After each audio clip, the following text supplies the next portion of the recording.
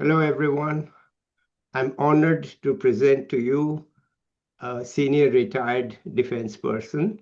Right now, we have with us Rear Admiral Monty Khanna. Let's listen to him. Over to you, Admiral. So thank you so much, Mr. Subodh Mathur, for bringing me on this platform. It's normally when I speak, I'm given some sort of guidelines, but here you've left it all entirely to me to talk about, anything that might be there on my mind. So I thought I will talk on my journey through the Navy to some extent. And it is mainly to encourage youth on if you can find that something in this journey that resonates with you, to think about it as a career alternative, as to amongst there are many today options that are available to you today, but in many ways this is something that might resonate with you if you hear a first-hand account of how I went through it. So I actually am second generation Navy. My father was in the Navy. He was a hydrographer. Hydrographer are the people who make charts. They go around in ships, they take soundings, and they make maps and charts and help people to navigate in different parts of the ocean. So I grew up as a naval child. And from in a very early years, I was fascinated by what he did to quite an extent, and also by seeing what I did growing up in naval bases, interacting with different people from the community, etc. There are one or two things which I would say are memorable for me, and which sort of came about at a later date in helping me make my career choices. The first was when I was a young boy, maybe at around 8 years old. There was a submarine that had pulled up alongside my father's ship. My father was commanding INS Sutlej at that time, and there was a submarine that a Foxtrot class submarine that had come alongside. And I was curious, and my father fixed up a visit for me. So as a young child, I went down this hatch into the control room of, I think it was INS Kalveri, surrounded by, dense web of dials, wheels, screens, and red lighting. And it was a different world, but it was a world that in a way fascinated me, you know, and uh, and it came back to me as I go along. So along went a few years. My father that time, left the Navy, went overseas to work in UK. I went to a boarding school. In a boarding school, along with all your colleagues, you decide, at that stage what you want to do. You're trying to, for various pulls and pushes. And some of it, you're just trying to some on a familiar path. So amongst the many things I sat for an examination for was the National Defense Academy examination. And lo and behold, I got through that examination. I went for my services selection board, got through that. I had a problem with my vision at that time, and therefore they said that I was sort of made temporarily unfit for the Navy and said that you join the Army instead. So I took up that option and I joined the National Defense Academy as a young boy. This was 1979. Uh, Went through my years there. In my early years, I was not that much of a good sportsman. I was a bit of a gymnast in school, but otherwise on racket games or on field games, I was pretty average, I would say. But as luck would behold it, in NDA, I applied for clubs and I gave a choice of a club which was supposed to be a difficult club to get, and that club turned out to be yachting. So I joined the yachting club, and there my fascination for the water really started. Because here I was out on a boat with a sail, and you're out, just your own little vehicle, you're doing what you want, and you're learning how to use the wind to your advantage under, trying different conditions, it's shifting all over the place. And with time, I became quite proficient at what I was doing. And I went on to get a blue in yachting in India, which was, I went on, in fact, higher than the blue, than the blazer. And I was fortunate that I had, some very proficient senior cadets who took me under their wings and taught me the nuances of the Soviet. Because I was now, rose to some prominence in the sport, it helped me get my change of service from the army to the navy. And to cut a long story short, I managed to switch and then join the navy, which was my first choice at that time when I applied for the 828. So now I move on and I finished my basic courses. I finished my and uh, I've read another book in the meantime, and that is a book I'm sure a lot of you might have read this of Herman Wouk's Winds of War and War Remembrance. It's an epic that covers the entire Second World War.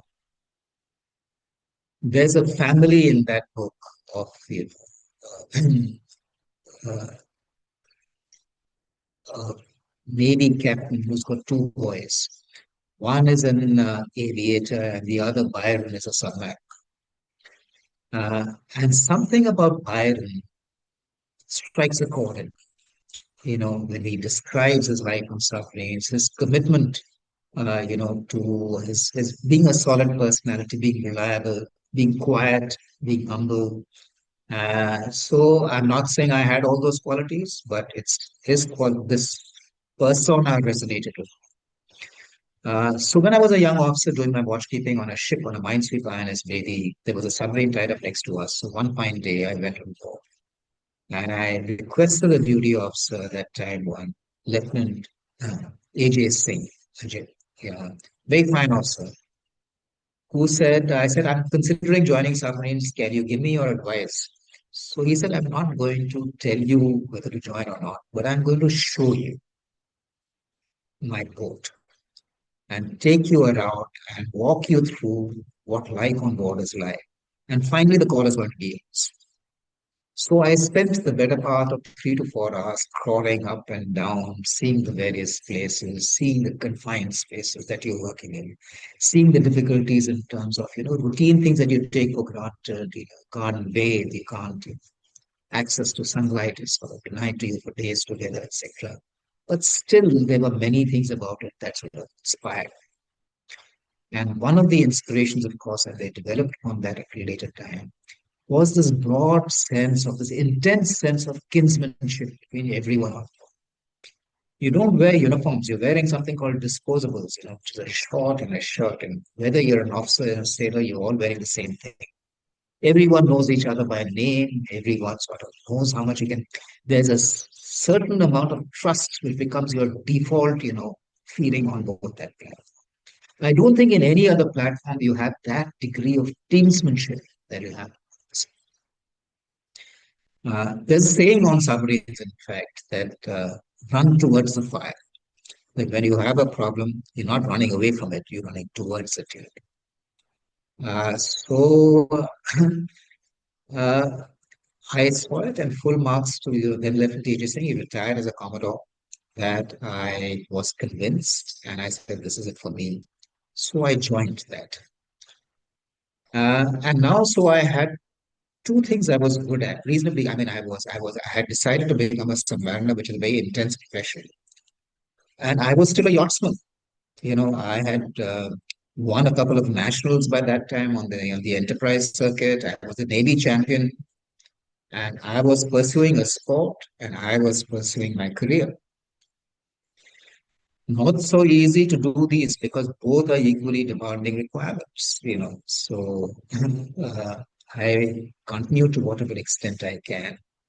And then a few months after I finished my training, got my dolphins, and become a qualified in submarines, I was packed off to Russia. So in 1986, uh, uh, 1988, sorry, yeah, uh, 86, I went off to the Soviet Union, uh, to Riga, which is now, in fact, the capital of Latvia, a different country, but then very much part of the Soviet Union, to undergo conversion to a new class of submarines, the kilo class submarines that we were acquiring at that time. Right. A fascinating experience again, because I was residing in a country overseas for the first time. Right. and a country that was in many ways in turmoil. This was the period of glasnost and perestroika and Gorbachev era, where, on one side there was this appeal of, reconstruction and change and reform, and the other side, uh, the decay of a collapsing economy. And both of these were completely visible to you at that time. Fascinating time, really, to see, where we were buying submarines from a country, but that country used to be fascinated by the Lux bar of soap that we brought, by that VIP briefcase that we got. These were things they had not seen products of this nature. Mm. So it was, of course, a command-led economy. The old saying in Russia and in Soviet Union in those days used to be, you see a queue, you join it. And then you ask, what's it for? Because you never know what you're going to pick up at that time. So you always carry money with you. And wherever you're moving around, you see you join it and you pick it up. You buy in abundance because you go back and you pass it on to all your friends and all your colleagues. Everyone is looking for something or the other.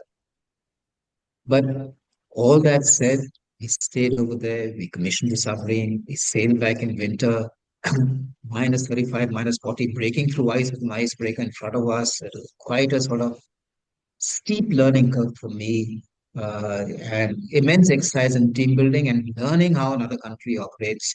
And uh, so, all that being said, I came back and I'll stop over here because, of course, the career goes on and on. That from this choice, I told you that when I came back, I served a couple of years in submarines and I got posted to the NDA as an instructor. That gave me a chance to get back into yachting again. And I took part in two Asian sailing championships. I won a silver in 1991 in Hiroshima and a bronze in Hong Kong. Mm. In 1993 in Hiroshima, I won a bronze. Mm. So doing reasonably well in yachting, being a submariner at the same time. And then came my time to be an executive officer of a submarine. And I got a very nice letter from my director of the submarine arm at that time, who said, that you pushed both of these Mm. quite well till now. But it's time for you now to make a choice. You can't be a sportsman and a submariner together.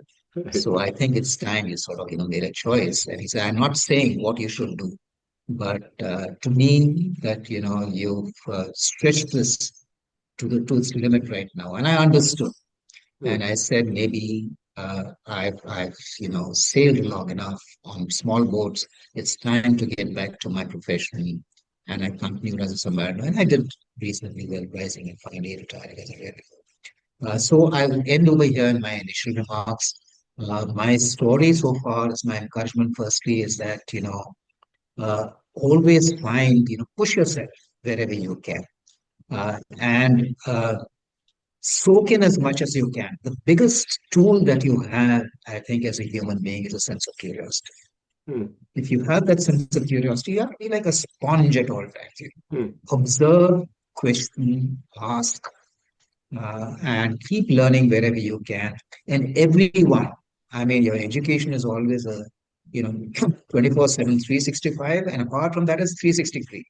You learn from your subordinates, you learn from your peers, Mm. you learn Mm. from your superiors. Everyone has something to teach. And these are all lessons that you'll, invite to life. So I'll stop over here, Mr. Martha, and we'll be glad to sort of go on Okay. to some Well, specific. thank you so much. Right away you have shown us that circumstances do matter, but in the end, you can do what you want, sort of, if things work out. I mean, they put you in the army where you didn't want to be, but somehow you decided to go on yachting and they switched you to the navy, which was your choice. So circumstances do matter in one's lives. You don't know what will get you what. And when you started that yachting club, you didn't think this was your path to go back to the Navy, right? You just did it, right? But it got you what you wanted. So I think that's a very important lesson. But okay, let me ask you something that you personally won't know about. This is about INS cookery. Okay. And I still have a website called India of the Past, and in it, it is basically memories that are 50 years old. And in it, there's a section on uh, defense people who died for the country or who served like that. Okay, so there's a whole section, there's a subsection on INS Kukri and the people, and I tried very hard to get all the details about each one of them, okay, of the people who died on the. But it was very difficult in the end. I mean, I had conversations, email exchanges with the vice admiral retired and so on. But in the end, even he couldn't get me any detail. I said, look, do you have a photograph of each one of them? But he couldn't get that for me. I mean, it's still open. That look, we if there's somebody who can say, look, I mean, there's a web page for each one. Okay. Okay, so tell you what's the legend of Kukri? I mean, you are a submariner, you may know it better than I do. I'm just an outsider who felt that we should remember this because, we talk of the 71 war as if it was all a Yeah. success. And it was. I was around. But we did have one major loss, and we shouldn't forget it. So I just want to ask you, what is your thoughts about it, if any?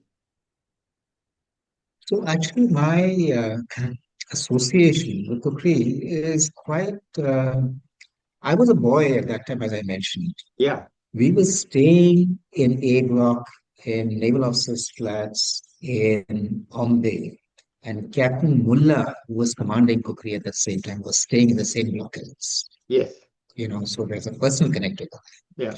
His daughter Amita Mullah, who Yeah. is now the principal, I think, in one of the leading schools in Delhi, Yeah. and my sister went to college together, Okay. in St. Bede's in Simla. Yeah. So again, a personal relationship over there. uh, so losing a ship is tragic, always, but this is combat, and in combat, these losses happen. So while we had many successes, you took down Ghazi, you took down Khyber, you took down Muhafiz, the minesweeper, you damaged Shah Jahan, and and of course, you liberated Bangladesh, which was the ultimate requirement of that war.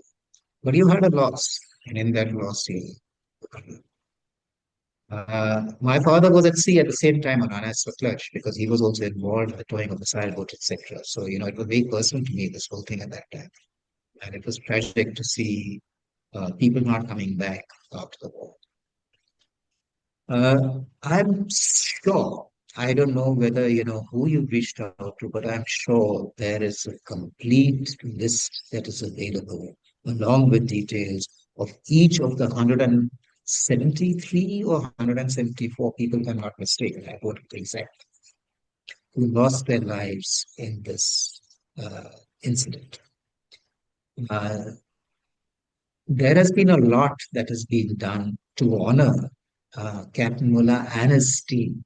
There was, in those days, soon after the war, there was a Kukri hostel that was, built in Bombay for the widows in case they wanted to stay over there, things like that. There are numerous auditoriums which have been named after Captain Mullah. Uh, his his picture and his photograph adorns uh, the War College and lots of major institutions right across the country. And it's not only him, but that of his entire team. So there were also lessons to be learned when you lose a ship in combat as to why you've lost, and that introspection is a mandatory part of your analysis of the campaign. Because you figure out as to what exactly went wrong when you had two ASW ships that were chasing INS Angkor, that you had Kukri and you had Kripan, and both were sort of fired against. Of course, the Arabian Sea is a complex place where hydrology always favors a submarine. But that being said, I mean, these were anti-submarine vessels. So what exactly went wrong? There was some work going on one of the sonars. There was, some modifications that were done. There was some uh, So all that analysis has also been done in the past. Lessons have been derived from that, and all that has been documented. Well, I do But have the names. I do have the names of all the people. I do have right, them, and with the yeah, designations. And of course, there's a lot about Captain Mullah, and it's there on my website.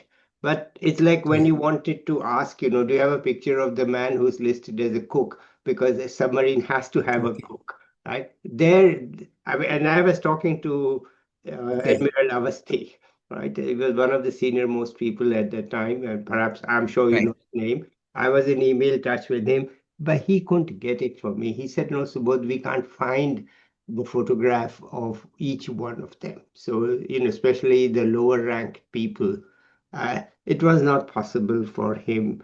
Maybe he was old at that time, anyhow, whatever. yeah. But it was my ambition and still remains that we should honor each and every one of them. And if we should be able Let to, me see if I can help you on that, Mr. Mark. right, And even right. if it's not too late, No, let it's me not see too if I late. can I help mean, you with look, that. for me, it's never too late. I Mhm. mean, it is, Yeah, I have things right. on the website. It's India of the past, 100 years. Okay, it's no problem for me. Yeah. So we do have, uh, you know, I think I've created at least 80 pages for each Okay. person. I mean, in the hope that Right.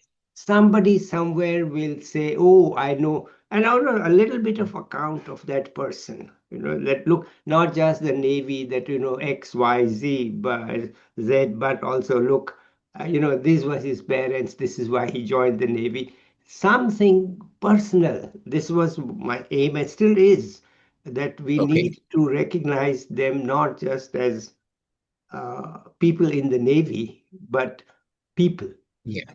right? As So human beings, with that, as yeah, human beings, and I'll send you the link to the right. website. I have not had the time to update it for quite some time, but since I'm talking to you, and I am told that in Goa there is a special monument or site which has been set up for cookery. So of course, I also Actually, it's love not in Goa. It's in Diu. In Diu. I'm Diu, which sorry, is I because made a yeah, mistake. It's yeah, in Diu, right? So, yeah.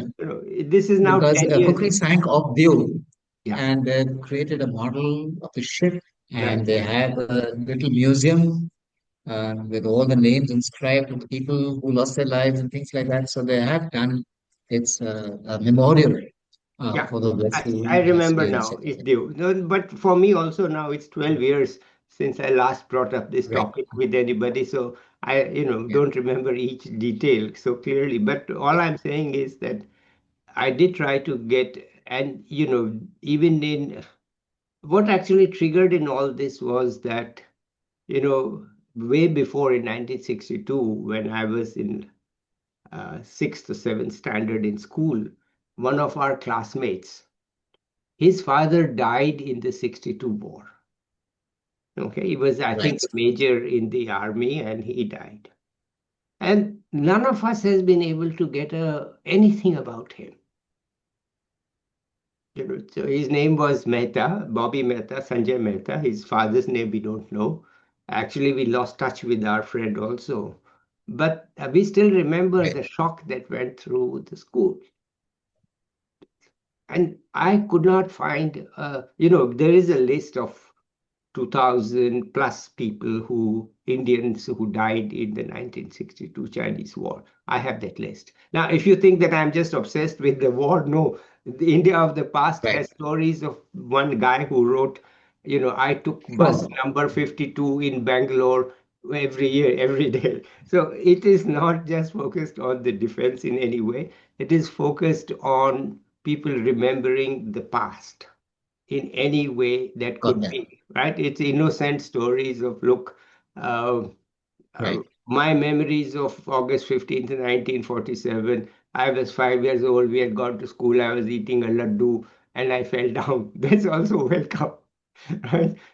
So, but I did feel that, there was a little, because of my friends father, they did give his widow a place in Ashoka Hotel, which was the only hotel at that time in India that was 4 star or 5 star, whatever it was. And once she treated all his friends to a fancy lunch there. Wow, it was out of this world. So we do feel that something should not be forgotten. And I just couldn't.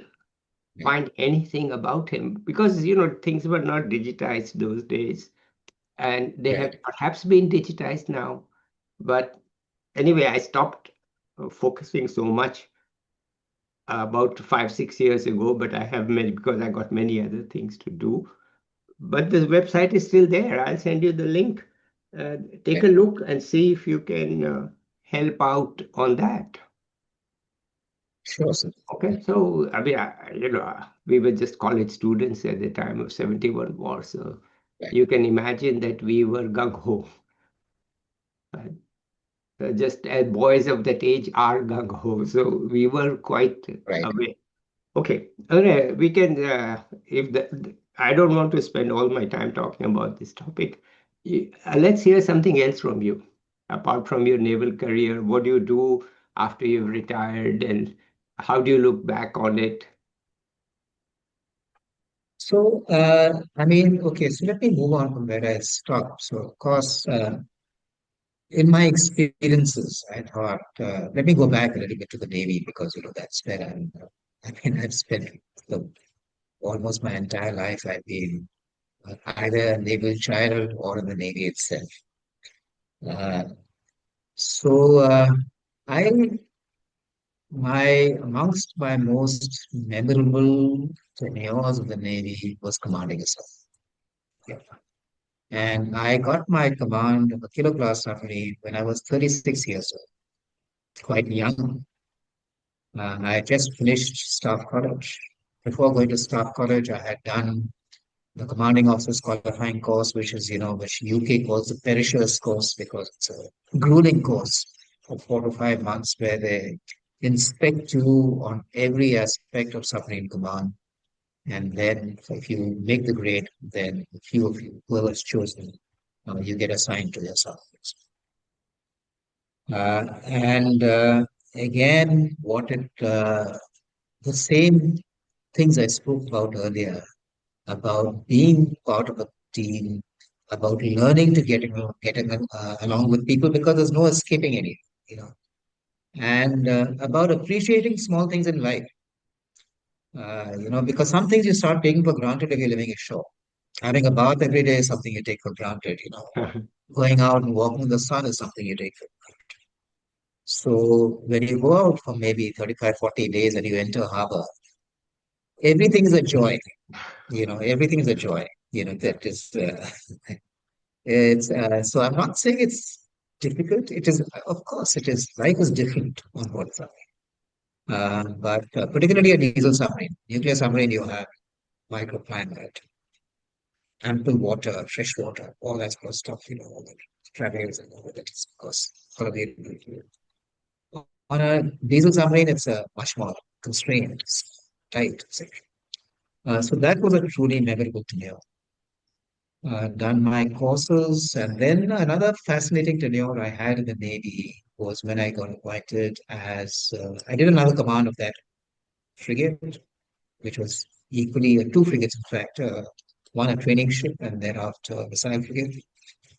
And then another uh, uh, assignment I received, which helped me sort of broaden my views in many ways, is when I was appointed as a naval attaché in Washington. Hmm. I was there from 2008 to 2011 in the embassy. Okay. First time, as part of a mission, you're interacting all the time with foreign service officers. You've got politicians who are coming in and out. You're seeing things from a different perspective. You're seeing the wider ambit of relations, how policies sort of framed over here. So, a huge eye opener in many ways. That is certainly a big part of my education on seeing how relations between nations are conducted. Of course, I was focusing on the maritime side because I was the naval attaché. But an embassy is like a small ship where Yes. everyone there are large amounts of overlap and you all sort of pull together wherever you have to. Hmm. So that was that. I came back. I was looking after foreign cooperation of India. I got promoted to a rear admiral after that. I looked after foreign cooperation and intelligence in the Navy after that, where I was steering the Navy to Navy engagement vast number of countries and doing the staff talks, the talks in which you decide the agenda on mm, what you should be collaborating, cooperating for, mm, how you can drive this agenda forward, mm, where all can you interact more, where you can deepen your relationship, whom you can do exercises with. mm. Fascinating jobs. Yachting came back to bite me again. I was also concurrently appointed as the Honorary Secretary General of the Yachting Association, Ah, as at that time. I was doing both these jobs simultaneously. And running a sports federation is like running a political party. They're as complicated and as messy in every way. And it used to eat up a lot of my time, and I was tearing my hair because, I would say that if you want to be a politician, a good apprenticeship is to run a sports federation. They are as much intrigue, I would say, mm, in running a sports federation as in is in, in any political party. So I did both these jobs together. Then I went on to become the commandant of the Naval War College, which was a fascinating assignment here in Goa. Interacting with a large number of young mid-career officers mm, in small ways, trying to sort of, seek clarity or complex problems, provide solutions, etc. Retired finally from Wellington. And then after that, of course, I continued on the security domain. I ended up after I retired, I joined the National Security Council Secretariat, the NSCS did, as the Assistant Military Advisor. So that's the organization which is headed by the NSA, Mr. Towar, and yeah, he has a large staff and various. I was a member of that staff. So again, looking at security from the apex level mm, as to how on various issues of policy related issues, etc. mm, So I did that job for 4 years, relocated to Goa and settled down over here. And now recently have become a member of the National Security Advisory Board, which is again an organization in the National Security Council Secretariat, where it's more of an advisory. So we try and identify problems. We try and propose solutions mm. with the hope that they might result in certain policy changes that will in resolving or mitigating those problems. So that's where I am right. So on any of these issues, from a more of a top-down perspective, if you have any queries, questions, etc., I'd be glad to take it. Well, anything you can share with us that is not confidential about your assessments or whatever it is that you think is not confidential. Obviously, national security is not something one asks questions about, but if Yeah. you have So, something that you can share, I think it will be great. yeah. So I let me talk about two initiatives that I was quite sort of involved in when I was the assistant military advisor, and I officiated as a military advisor for some time as well. One was in framing India's Arctic policy. The Arctic is a region that is complex for a variety of reasons. It's complex from a geopolitical standpoint, but more importantly, it is complex from a climatic standpoint and the changes that are happening. So essentially, you had an ocean that has been largely frozen, which is starting to melt. So the world, in fact, is going to get a new ocean practically Yes, because if it's frozen, it's not usable except by submarines. That's the only way you can use it. But as it sort of progressively becomes water, you get a usable ocean. yes, And once you get a usable ocean, it's going to change the geopolitics of the region quite dramatically. And you're seeing early signs of it with the militarization of the Arctic, the more sort of contested, competitive environment that is starting to come in over there. And you can say India is a fringe player in that because it is distant. But as the rules change, if you want to have any ability to shape these rules in a manner that addresses maybe some of your security concerns partially, then you have to demonstrate a certain level of engagement in that region at all times.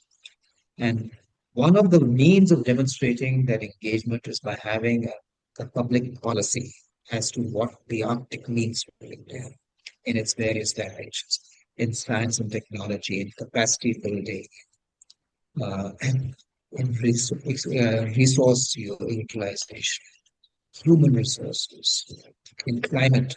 So in various sort of dimensions, we framed out the Arctic policy. So that was one. Well, can I Another stop? thing I can Can I quickly stop share you with there, you. sir? Yeah. What is China doing in this?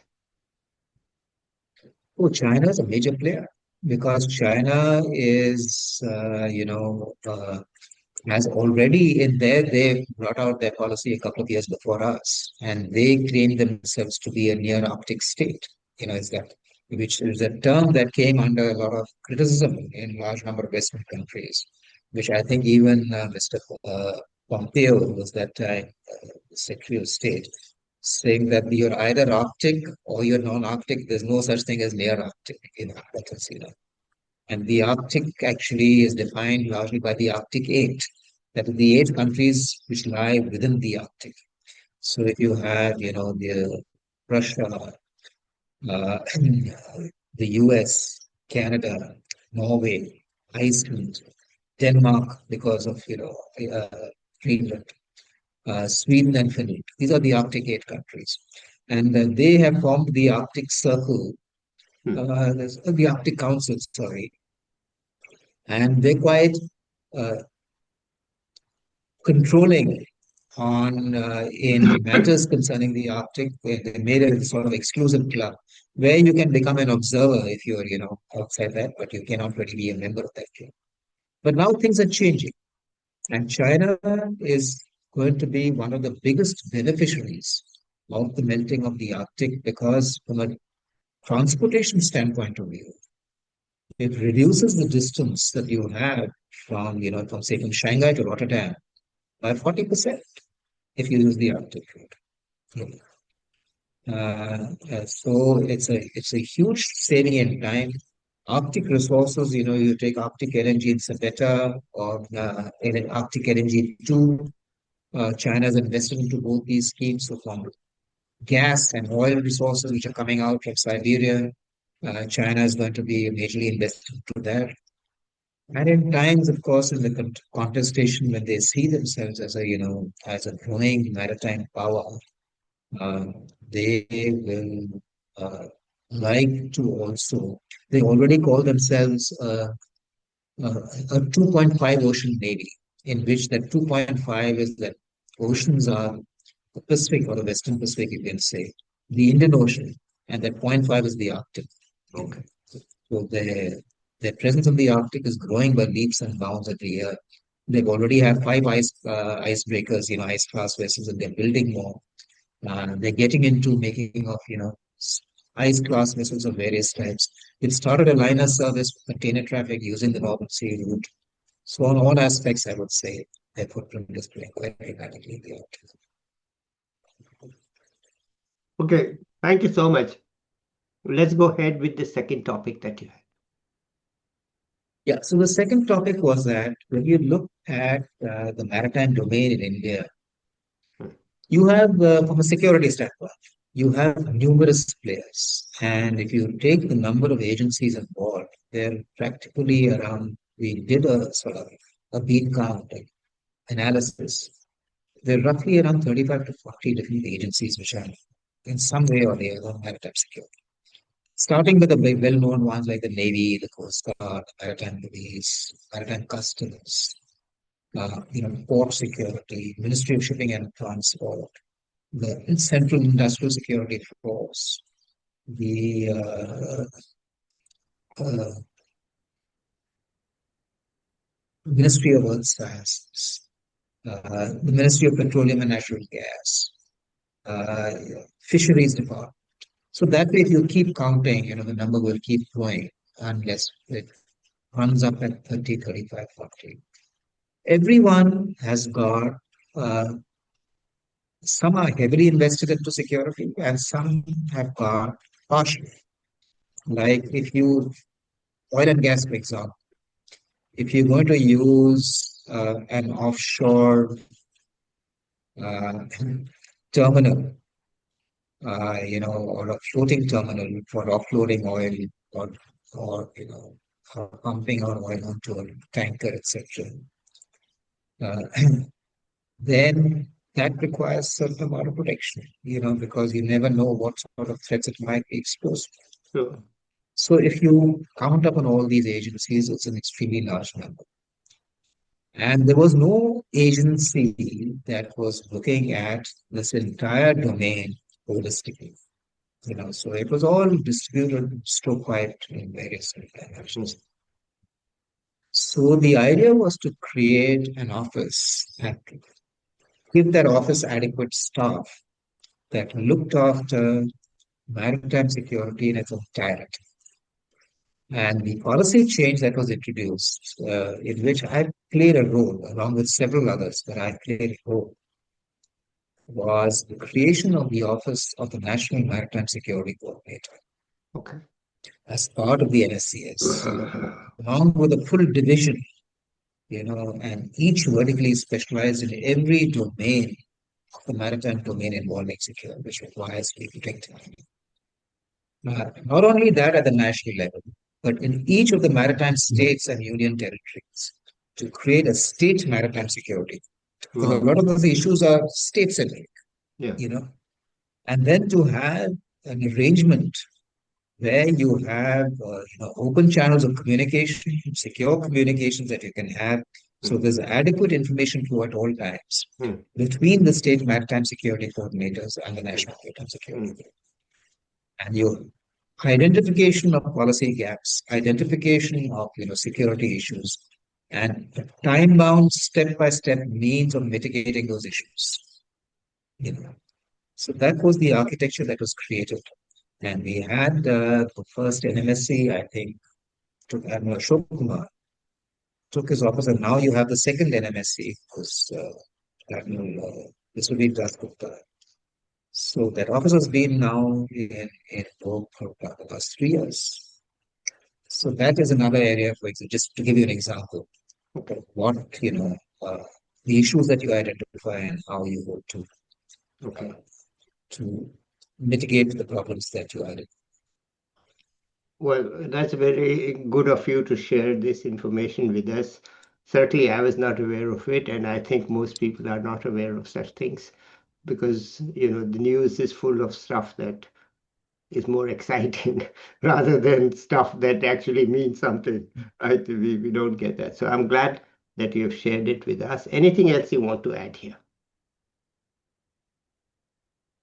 So, I mean, at every level, the point I'm trying to make is that nothing stops you. Nothing stops you from, at every stage in your life, trying to identify an issue Mm. and trying to propose a solution.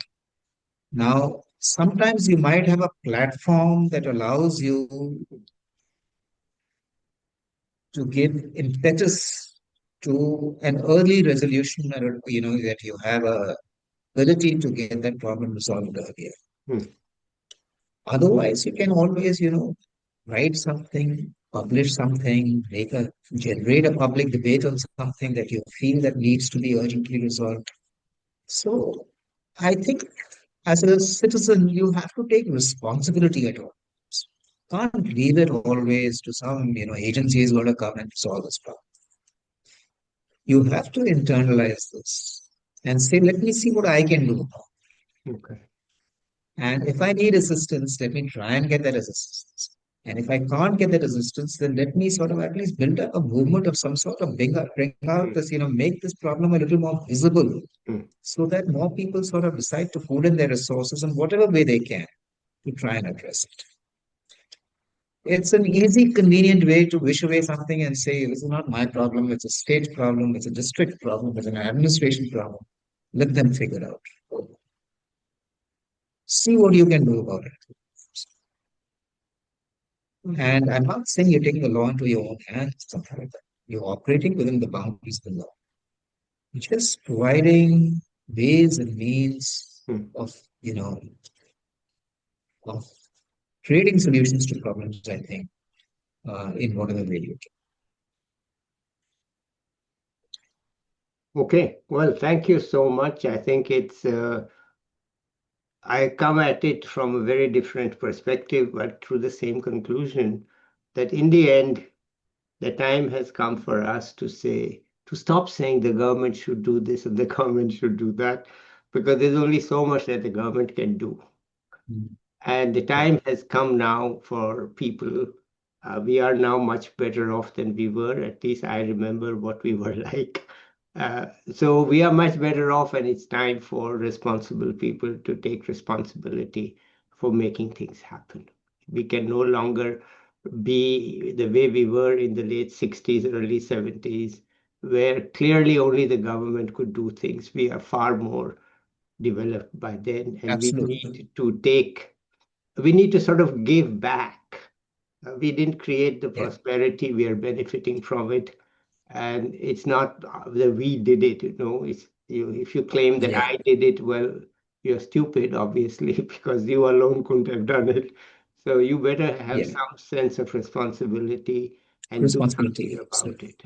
Okay, so let's say I'll share with you something that I'm doing after we finish the recording. So let's end this recording here now. And thank you so much for such an engaging and illuminating talk about your career and the things that you are doing even now. Let's end it here. So I'll be back with another young person or an expert.